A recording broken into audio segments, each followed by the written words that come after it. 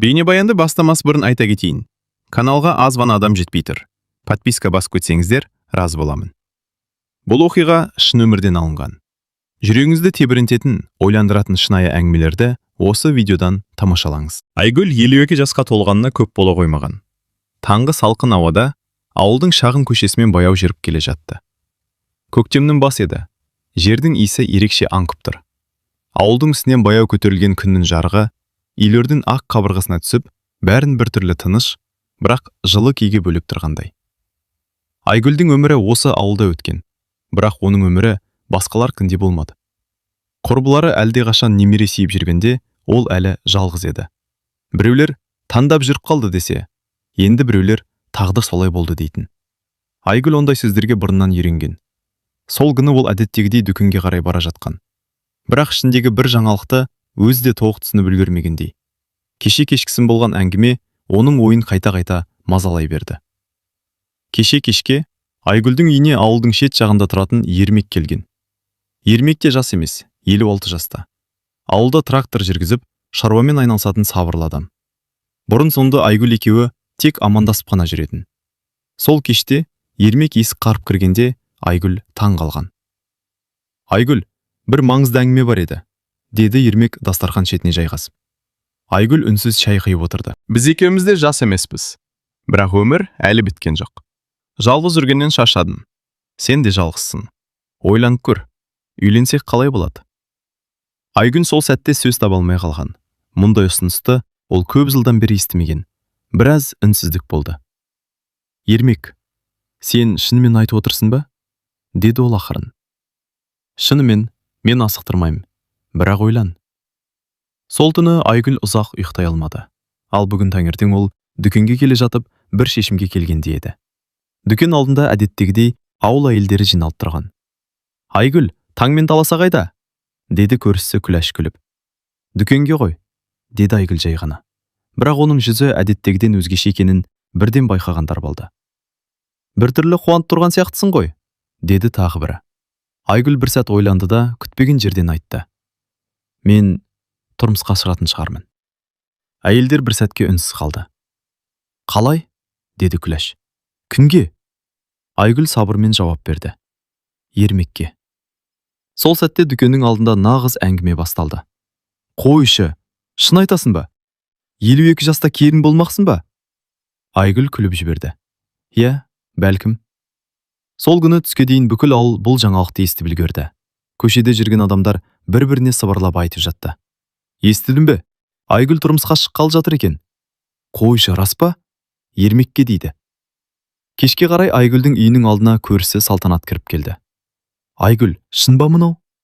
Айгүл дастарханға шай қойып жатып басын изеді. Шын сияқты. Не деген батылдық? Деді Салтанат таңырқап. Айгүл бір сәт терезеден сыртқа қарады. Ауыл тыныш еді. Күн батып бара жатқан. Білесің бе? Деді ол жай ғана. Мен өмір бойы бір нәрседен қорқып жүрдім. Кеш болып кетті деп. Ендеше? Айгүл күлімсіреп қойды. Енді ойлаймын. Кейде өмір дәл кеш сияқты көрінген кезде ғана басталатын шығар. Сол сәтте есік тағы қағылды. Айгүл есікті ашқанда табалдықта Ермек тұр еді. Сәлем Айгүл. Ойланып көрдің де? Айгүл бір сәт үнсіз қарап тұрды да жай ғана айтты. Иә, ойланып көрдім. Жауабың қандай? Айгүлдің жүзінде тыныш, сенімді күлкі пайда болды. Кел, үйге кір. Шайды бірге ішіп отырып сөйлесейік. Ермек ішке кірді. Ал дәл сол сәтте ауылдың бірнеше жерінде тағы бір әңгіме басталып жатқан еді. Айгүл шынымен тұрмысқа шығатын болды. Бірақ бұл жаңалықтың ауылда қандай оқиғаларға себеп болатынын әзірше ешкім білмейтін. Келесі күні таң атпай-ақ ауылда тағы да бір әңгіме қызды. Кеше-кешке тараған жаңалық түн ішінде тіпті үлкейіп, әркім әртүрлі етіп айтып жүрген. Айгүл 52-те тұрмысқа шығады екен. Ермек өзі барып айтты дейді. Тіпті той жасаймыз деп жатыр екен. Ауылдың шағын дүкені әдеттегіден ерте ашылды. Бірақ адамдардың көбі нан алуға емес, жаңалық естуге келгендей. Күләш пен Зәмзәгүл сөренің жанында сыбырласып тұр. Сен рас деп ойлайсың ба? Деді Зәмзәгүл. Қалай рас болмасын? Кеше өзі айтты ғой, деді Күләш. Бірақ 52 жаста келін болу деген қызық екен. Дәл сол сәтте дүкеннің есігі ашылып, Айгүл кіріп келді. Әйелдер бірден тынышталып қалды. Айгүл олардың бәрін көріп, жай ғана күлімсіреді. Қыздар, неге үндемей қалдыңдар? Күләш күліп жіберді. Біз сен туралы айтып бередік. Білем, деді Айгүл сабырмен. Рас па өзі? Деді Зәмзәгүл тура сұрап. Айгүл нан алып жатып жауап берді. Рас. Дүкеннің ішінде тағы да бір сәттік тыныштық орнады. Сонда шынымен ермекке ме? Деді Күләш. Иә. Қашан? Айгүл иығын қиқаң еткізді. Әлі нақты сөйлескен жоқпыз. Дүкенші әйел де әңгімеге араласты. Айгүл, сен батыл екенсің. Басқа біреу болса ұялар еді. Айгүл күліп қойды. Ұялатында ештеңе жоқ қой. Екеуміз де жалғыз бастымыз. Сол кезде сырттан екі ер адам кіріп келді. Олар да әңгіменің не жайлы екенін бірден түсінді. Ей, Айгүл, біз де естідік, деді олардың бірі күліп. Енді тойға шақырасың ба? Айгүл де әзілге салды. Шақырам, егер той болса. Дүкенші күлкіге толды. Ал ауылдың екінші шетінде Ермек қорада жүреді. Оның көршісі Нұрлан қоршаудан асып, «Ей, Ермек!» деп дауыстады. Не болды? Сен ауылды шулатып жіберіпсің ғой. Ермек күліп қойды. Немен? Айгүлге үйленем депсің дейді. Ермек күректі жерге тіреп тұрып қалды. Иә, айттым. Сонда шынымен де? Шынымен. Нұрлан басын шайқады. Қызық екен, бірақ дұрыста шығар. Жалғыз жүрген қиын. Ермек ауыр күрсінді. Солай ғой. Біраз үнсіздік болды. Ал Айгүл не деді? Деп сұрады Нұрлан. Ермек күлімсіреп қойды. Әзірге жоқ демеді. Түстен кейін Айгүлдің үйіне тағы қонақ келді. Бұл жолы оның ескі құрбысы Бақытгүл. Ол есіктен кіре сала.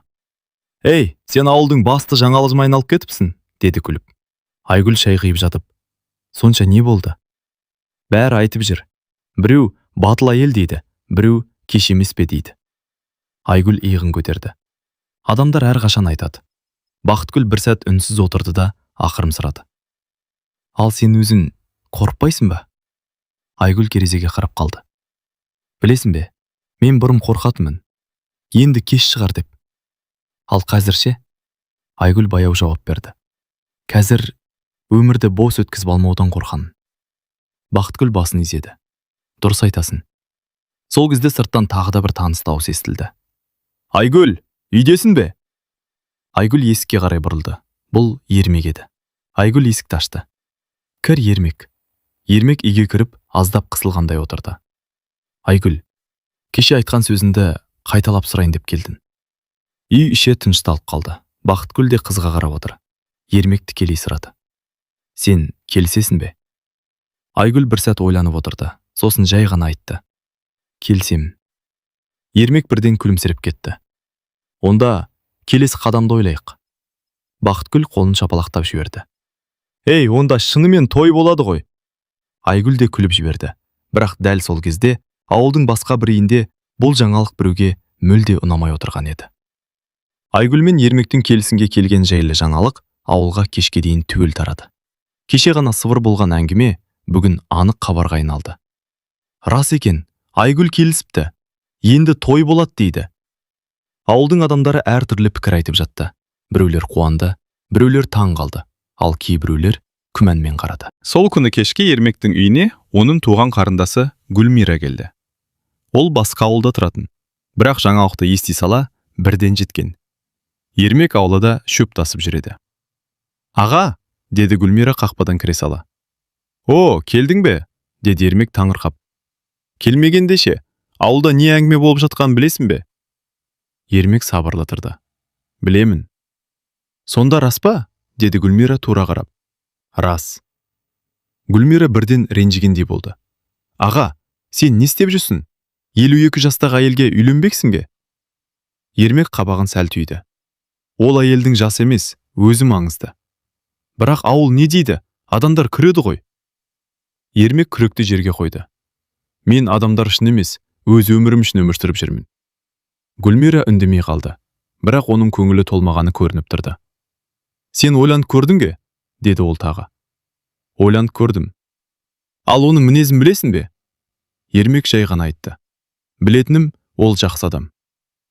Гүлмира ауыр күрсінді. Аға, мен сенің бақытты болғаныңды қалаймын, бірақ бұл бір түрлі көрінеді. Ермек жай ғана жымиды. Бір түрлі көрінсе де, дұрыс болуы мүмкін.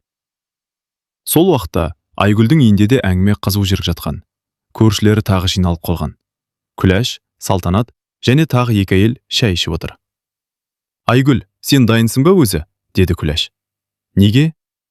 Ермектің туыстары қарсы болуы мүмкін ғой. Айгүл сабырлы жауап берді. Қарсы болса сөйлесерміз. Салтанат басын шайқады. Ауылда бәрі оңай емес. Айгүл күліп қойды. Өмірдің өзі оңай емес қой.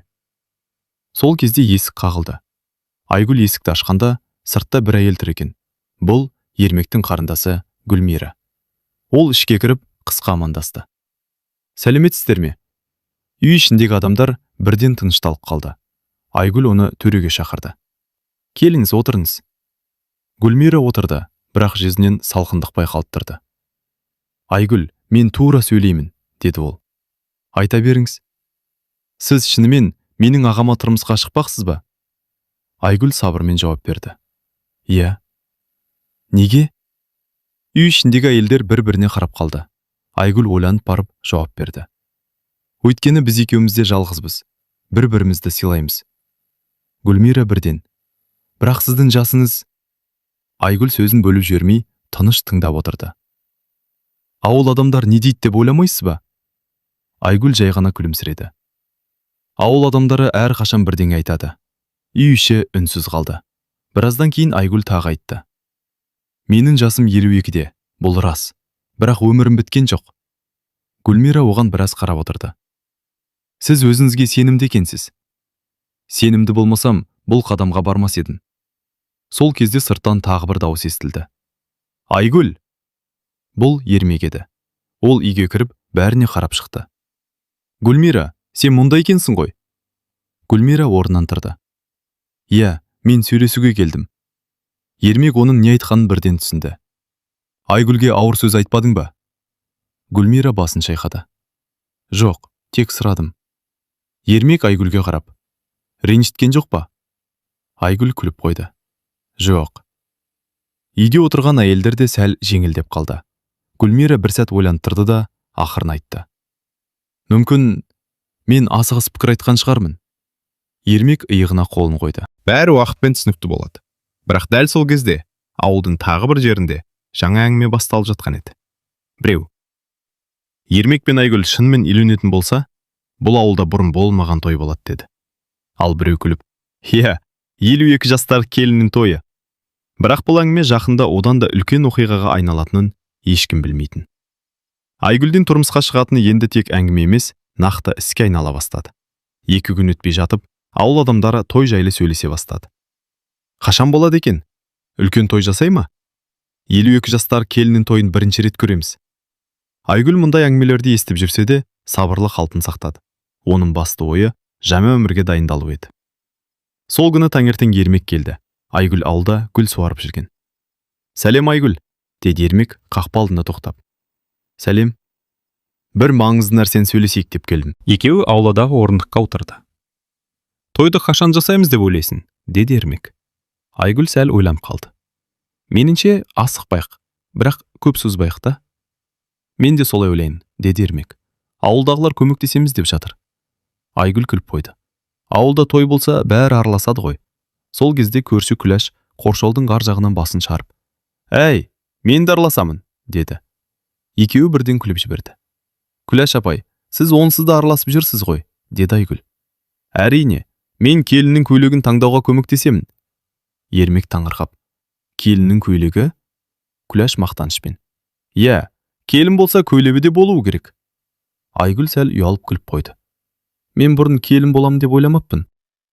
Түстен кейін Айгүл мен Күләш аудан орталығына баруға дайындалды. Неге? Деп сұрады Ермек. Көйлек көруге, деді Күләш. Сонда расымен келін көйлегін аласың ба? Деді Ермек күліп. Айгүл иығын көтерді. Неге алмаймын? Күләш қолын сермеп. Әр келін әдемі болуы керек. Ермек күліп. Жарайды, онда ең әдемісін таңдаңдар. Аудан орталығындағы шағын киім дүкеніне кіргенде сатушы қыз бірден сұрады. Қандай көйлек керек? Күләш бірден жауап берді. Келіннің көйлегі. Сатушы қуанып. Құттықтаймын. Қай жастағы келін? Айгүл сәл жымиып. 52-де. Сатушы бір сәт аң-таң болып қалды. Шынымен бе? Күләш күліп жіберді. Иә, біздің ауылдың ең ерекше келіні болады. Сатушы да күліп. Онда ең әдемі көйлектерді көрсетейін. Айгүл бірнеше көйлекті киіп көрді. Күләш әрқайсысын қарап. Мынау жақсы. Жоқ, мынау одан да жақсы. Ақыры бір қарапайым, бірақ әдемі ақ көйлекке тоқтады. Айгүл айна алдында тұрып қалды. Күләш оны қарап. Қараш, қандай әдемі. Айгүлдің өзі де сәл таңырқап тұрды. Шынымен келін болатын сияқтымын. Кешке олар ауылға қайтып келгенде бір қызық жағдай болды. Күләштің қолындағы пакеттен көйлектің бір шеті көрініп қалған. Көшеде отырған екі әйел оны байқап. Әй, бұл не? Келіннің көйлегі ғой. Кімнің? Күләш мақтанып. Айгүлдің. Екі әйел бірден таңырқап. Қойшы, шын ба? Сол сәтте тағы бірнеше адам жиналып қалды. Айгүл сәл қысылып. Әй, бәріне көрсетпеңіздерші. Бірақ ауылда құпия сақтау қиын еді. Сол кештің өзінде тағы бір әңгіме тарады. Айгүл келіннің көйлегін алыпты. Ал Ермек кешке жалғыз отырғанда ойланып қалды. Ол терезеден ауыл көшесіне қарап отырды. 52 жастағы келін деген сөздер оның құлағына бірнеше рет жеткен. Бірақ ол бір сәт күліп қойды. Жасы маңызды емес, адам маңызды, деді өзіне өзі. Сол кезде телефон шырылдады. Бұл Айгүл еді. Ермек? Иә, мен көйлек алдым. Қандай? Айгүл күліп.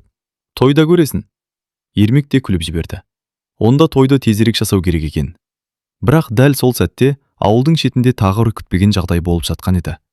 Айгүлдің келін көйлегін алғаны жайлы әңгіме ауылға тез тарады.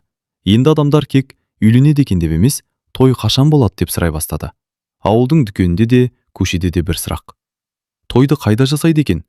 Үлкен той бола ма, әлде шағын ғана ма? Айгүл өзі бұл туралы әлі нақты шешім қабылдамаған еді. Сол күні кешке Ермек тағы келді. Айгүл ауылда самауыр қойып жатқан. Айгүл, деді Ермек орындыққа отырып. Бүгін ауылда бір қызық әңгіме естідім. Қандай? Бәрі тойды қайда жасайтымызды талқылап жүр. Айгүл күліп жіберді. Біз әлі өзіміз шешпеген нәрсені ауыл шешіп қойған сияқты ғой. Солай сияқты, деді Ермек. Сол кезде көрші Күләш тағы да қоршаудан басын шығарды. Мен де сөйлесуге келіп тұрмын. Айгүл мен Ермек күліп жіберді. Келіңіз, Күләш апай. Күләш орындыққа отырып. Менің ұсынысым бар. Қандай? Деді Айгүл. Тойды ауыл клубында жасайық. Ермек ойланып қалды. Клубта ма? Иә, бүкіл ауыл сүйіп кетеді. Айгүл де ойланды. Жаман идея емес. Бірақ дәл сол кезде тағы екі көрші кіріп келді. Салтанат пен Жаңыл. Біз де әңгіме естідік, деді Салтанат. Қандай? Тойды клубта жасаймыз дейді екен. Жаңыл бірден қарсы шықты. Жоқ, клубта болмайды. Неге? Деді Күләш. Үйде жасаған дұрыс. Сол жерде шағын жиналыс басталып кетті. Күләш. Клубта кең. Жаңыл. Үй жылы. Салтанат. Ас әзірлеу қиын болады. Ермек пен Айгүл бір-біріне қарап күліп отыр. Ақыры Ермек сөз алды. 1 минут. Той біздікі ғой? Барлығы бірден тынышталып қалды. Ермек күліп. Онда шешімді біз айтайық. Айгүл оған қарап. Айта бер. Ермек біраз ойланып. Тойды ауыл клубында жасайық. Күләш бірден қуанып кетті. Мен айттым ғой. Жаңыл басын шайқады. Жарайды, онда көмектесеміз. Айгүл бәріне қарап. Көмектессеңіздер, жақсы болады. Сол кезде Күләш тағы бір сұрақ қойды. Ал енді ең бастысы. Не? Тойға қанша адам шақырамыз? Барлығы бір сәт үнсіз қалды. Айгүл күліп. Ауылдың жартысы өзі келеді ғой. Ермек басын изеді. Дұрыс айтасың. Келесі күні таңертең клубтың алдында адамдар жиналып қалды. Ермек пен Айгүл клубты көруге келген. Клубтың есігін ауылдың қараушысы ашты. Кіріңдер, деді ол. Іші кең, бірақ қарапайым. Айгүл айнала қарап. Осында болса, жаман емес. Күләш бірден жоспар құра бастады. Мына жерге дастархан, мына жаққа музыка. Салтанат. Ас қайда дайындалады? Жаңыл. Сыртта қазан қоямыз. Бәрі бірден той дайындығына кірісіп кеткендей болды. Айгүл бір сәт Ермекке қарап. Біз бірдеңе бастап жібердік сияқты. Ермек күліп. Иә, енді тоқтату қиын. Сол күні кешке ауылда тағы бір әңгіме тарады. Той клубта болады екен. Үлкен той болады дейді. Бүкіл ауыл шақырылған сияқты. Бірақ дәл сол кеште тағы бір күтпеген жағдай болды. Ауылдың ең үлкен ақсақалы Төлеу ата бұл жаңалықты естіп ренжіп қалған еді. Ол бір сөз айтыпты. Егер той болса, мен алдымен сол Айгүлмен сөйлесем. Бұл сөзді естігендер таңырқап қалды. Неге? Білмейміз, бірақ ата ренжіп отырған сияқты. Ал бұл әңгіме ертең Айгүлдің үйіне жететін еді. Келесі күні таңертең ауыл әдеттегідей тыныш басталған, бірақ түске қарай тағы бір жаңа әңгіме тарай бастады. Төлеу ата ренжіп отыр дейді. Тойға қарсы екен. Айгүлмен сөйлесем депті. Төлеу ата ауылдағы ең сыйлы, ең жасы үлкен ақсақалдардың бірі. Оның сөзі көп жағдайда бәріне әсер ететін. Сол себепті бұл әңгіме Айгүлдің құлағына жеткенде ол біраз ойланып қалды. Түстен кейін Айгүл ауылда жүреді. Кенет қақпаның сыртынан таяқтың тықылы естілді. Айгүл есікке қарады. Қақпадан Төлеу ата кіріп келе жатыр екен. Айгүл бірден қарсы шықты. Амансыз ба ата? Аманмын қызым, деді қария баяу. Айгүл оны үйге шақырды. Келіңіз, төрге шығыңыз. Екеуі дастархан басына отырды. Айгүл шай құйып берді. Біраз уақыт үнсіз өтті. Сосын Төлеу ата сөз бастады. Айгүл, мен сен туралы әңгіме естіп жүрмін. Айгүл басын изеді. Естідіңіз ғой ата? Естідім. Қария бір сәт ойланып отырды. Сен шынымен тұрмысқа шықпақсың ба? Иә. Ермекке ме? Иә. Төлеу ата терең күрсінді. Қызым, мен саған жамандық ойламаймын. Бірақ ауылдың да өз тәртібі, өз дәстүрі бар. Айгүл тыныш тыңдап отырды. 52 жаста келін болу біздің ауылда бұрын болмаған нәрсе. Айгүл сабырмен жауап берді. Әр нәрсенің алғаш рет болатын кезі бар шығар ата. Қария оның жауабына таңырқай қарады. Сен батыл сөйлейді екенсің. Мен тек шындықты айтып отырмын. Төлеу ата тағы бір сұрақ қойды. Сен бұл қадамға не үшін барып отырсың? Айгүл ойланып қалды. Сосын жай ғана айтты. Жалғыздықтан шаршадым. Үй іші тағы тыныштап қалды. Айгүл сөзін жалғастырды. Мен өмір бойы ешкімге зиян тигізген жоқпын. Енді өз бақытымды табуға тырыссам, ол жаман нәрсе емес шығар. Қария оған ұзақ қарап отырды. Сол кезде сырттан тағы бір дауыс естілді. Айгүл! Бұл Ермек еді. Ол үйге кіріп, Төлеу атаны көріп тоқтап қалды. Ассаламағалейкум ата. Уағалейкум ассалам балам. Ермек олардың әңгіме жайлы екенін бірден түсінді. Ата, егер той туралы сөйлесіп отырсаңыз, мен де айтайын. Айта бер. Ермек сабырлы дауыспен айтты. Мен Айгүлді сыйлаймын. Біз бір-бірімізді түсінеміз. Сол үшін үйленгіміз келеді. Төлеу ата біраз үнсіз отырды. Сендер бұл шешімді жақсылап ойладыңдар ма? Иә, деді Ермек. Айгүл де басын изеді. Қария терең күрсінді. Мен сендерді тоқтата алмаймын. Айгүл мен Ермек бір-біріне қарап қалды. Бірақ қария сөзін жалғастырды. Бірақ бір шарт бар. Қандай? Деді Ермек. Егер той жасайтын болсаңдар, ол той бүкіл ауылға үлгі болатындай болу керек. Айгүл таңырқап. Қалай? Төлеу ата күлімсіреп қойды. Адамдар кейін сол той ерекше болды деп айтатындай. Ермек бірден күліп жіберді. Онда біз тырысамыз ата. Қария орнынан тұрды. Жарайды, мен сендерге қарсы емеспін. Айгүл жеңіл демалды. Рахмет ата. Төлеу ата есікке қарай жүріп бара жатып, тағы бір сөз айтты. Бірақ есіңде болсын қызым. Айгүл оған қарады. Бұл той бүкіл ауылдың есінде қалатын той болады. Қария кетіп қалды. Айгүл мен Ермек біраз үнсіз отырды. Сосын Ермек күліп. Енді шынымен үлкен той жасау керек сияқты. Айгүл де күліп жіберді. Иә, енді жол жоқ сияқты. Бірақ олар әлі білмейтін бір жағдай бар еді.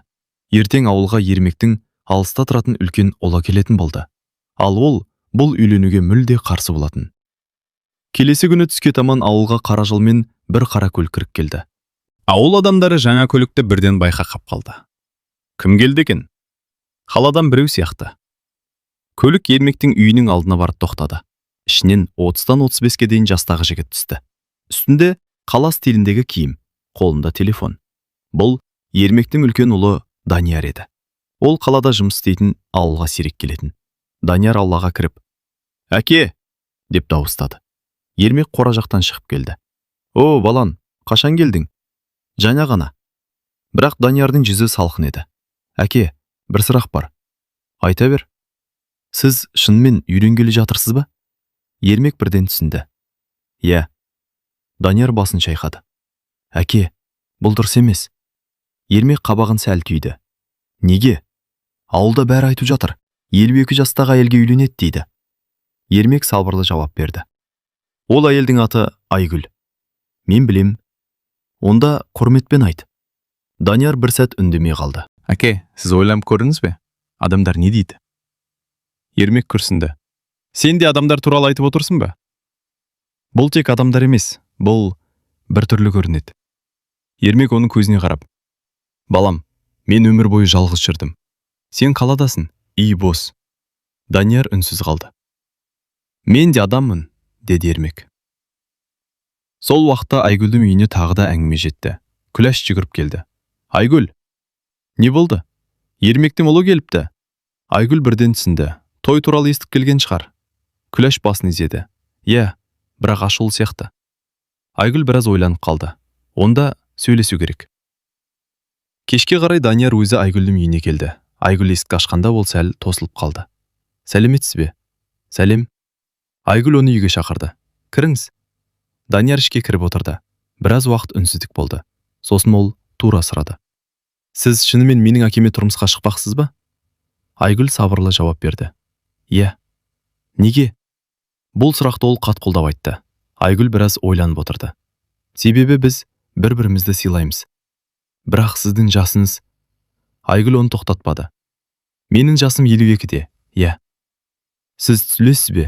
Ауылда бәрі айтып жүр. Айгүл жай ғана айтты. Мен адамдардың сөзінен қорқып, өмір сүргім келмейді. Данияр оған біраз қарап отырды. Ал менің әкем ше? Не туралы? Ол бақытты болады деп ойлайсыз ба? Айгүл бұл сұраққа бірден жауап бермеді. Сосын жай ғана айтты. Мен тырысам. Сол кезде есік ашылып Ермек кірді. Данияр, сен осында екенсің ғой? Данияр орнынан тұрды. Әке, мен сізбен сөйлестім. Ермек оның көзіне қарап. Ал енді не дейсің? Данияр біраз үнсіз тұрды. Сосын күрсінді. Мен әлде сенімді емеспін. Айгүл орнынан тұрды. Бұл қалыпты нәрсе. Екеуі оған қарады. Егер қаласаңыз, мен тойды тоқтата алам, деді Айгүл. Ермек бірден. Жоқ. Данияр да таңырқап қалды. Айгүл сабырлы дауыспен айтты. Бірақ бір нәрсе бар. Қандай? Деді Ермек. Айгүл Даниярға қарап. Егер сен әкеңнің бақытты болғанын қаласаң, бізге мүмкіндік бер. Данияр біраз ойланып қалды. Үй іші тыныш. Ақыр ол жай ғана айтты. Мен ойланып көрем. Сосын ол есікке қарай жүрді. Шығып бара жатып тоқтады. Той қашан? Ермек жауап берді. Бір аптадан кейін. Данияр басын изеді. Онда көреліміз. Ол кетіп қалды. Айгүл терең дем алды. Ермек күліп. Біздің той шынымен оңай болмайтын сияқты. Айгүл де жымиып қойды. Бірақ қызық болып жатыр. Ал дәл сол сәтте ауылда тағы бір үлкен жаңалық тарады. Тойдың күні белгілі болды. Енді бүкіл ауыл сол күнді күтіп отыр еді. Ақыры көп күткен күнде келді. Ауылда таң атпай қозғалыс басталып кетті. Көптің жанында үлкен қазан қойылып, әйелдер ет асып, бауырсақ пісіріп жатыр. Ер адамдар үстелдер тасып, орындықтарды орналастыруда. Тезірек қойындар, қонақтар келе бастайды. Күләш бәріне басшылық жасап жүр. Мына дастарханды осында қой. Шайды көп дайындаңдар. Салтанат күліп. Әй, Күләш, сен тойдың бастығы болып кеткенсің ғой. Күләш мақтанып. Әрине, бұл ерекше той. Айгүлдің үйінде де дайындық шызу. Айгүл айна алдында тұр. Үстінде сол күн алған ақ көйлегі. Бақытгүл оның шашын түсіп жатыр. Айгүл, сен шынымен келін сияқты болып тұрсың. Айгүл сәл ұялып күліп қойды. Мен өзімді сенбей тұрмын. Күләш ішке кіріп келді. Дайынсың ба? Дайын сияқтымын. Күләш оны басынан аяғына дейін қарап шықты. Әдемісің. Айгүл терең дем алды. Жүрегің қатты соғып тұр.